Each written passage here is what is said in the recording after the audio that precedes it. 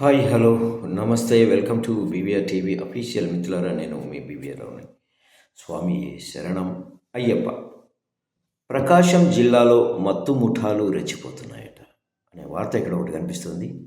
ఇప్పుడు ఏ మండలంలో చూసినా గంజాయి విక్రయాలు జోరుగా సాగుతున్నట్లు ఆరోపణలు ఉన్నాయి.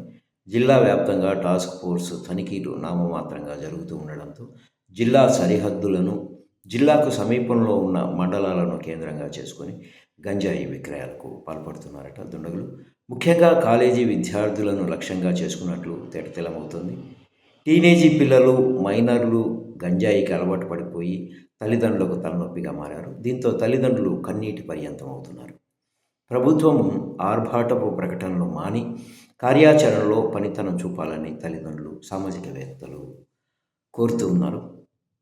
సో గత వారం టాస్క్ ఫోర్స్ పోలీసులు పక్కా సమాచారంతో గంజాయి బ్యాచ్ మీద దాడి చేసి పట్టుకున్నారు. అందులో అంజయ్య రోడ్లోని ఒక ప్రైవేట్ హై స్కూల్లో ఇంటర్మీడియట్ చదువుతున్న విద్యార్థులు కూడా ఉండడంతో విస్తుపోయారట. 2 రోజుల క్రితం మరో బ్యాచ్ గురించి సమాచారం వచ్చింది. వెంటనే రంగంలోకి దిగిన టాస్క్ ఫోర్స్ పోలీసులు కోర్టు సెంటర్లోని ఒక ప్రైవేట్ కళాశాలలో ఇంటర్మీడియట్ చదువుతున్న 2 విద్యార్థులను పట్టుకున్నారట. ఇది ఒంగోలు సిటీలో జరిగిన ఇష్యూ. ఈ విషయాన్ని సీరియస్గా తీసుకున్న ఎస్పీ హర్షవర్ధన్ రాజు గంజాయి వినియోగిస్తున్న బ్యాచ్పై దాడులకు ఆదేశించారు. ఈ దాడుల్లో నగరంలోని ప్రముఖ డిగ్రీ కాలేజీ విద్యార్థులు 2 అంకెల సంఖ్యలో పట్టుబడ్డారట. నగర శివార్లలోని ఇంజనీరింగ్ కళాశాలకు చెందిన విద్యార్థులు కూడా పెద్ద సంఖ్యలో దొరికిపోయారు. వీరిలో కొందరు విద్యార్థులకు కౌన్సిలింగ్ ఇచ్చి తొలి తప్పుగా హెచ్చరించి పంపించేశారు.